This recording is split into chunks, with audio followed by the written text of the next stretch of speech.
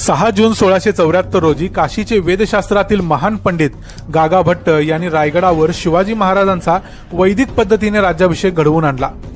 महाराष्ट्रात त्या काळी शृंगारपुराच्या आश्रयाने कऱ्हाडे ब्राह्मण वर्गातील शाक्तपंथीय लोक तांत्रिक मार्गाच्या विधीवर विश्वास ठेवत होते।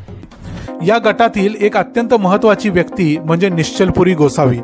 त्यामुळे राज्याभिषेकानंतर त्यांनी महाराजांना प्रत्यक्ष भेटून राज्याभिषेकाच्या विधी दरम्यान जे काही अपशकुन झाले त्याचा अर्थ उलगडून सांगितला होता।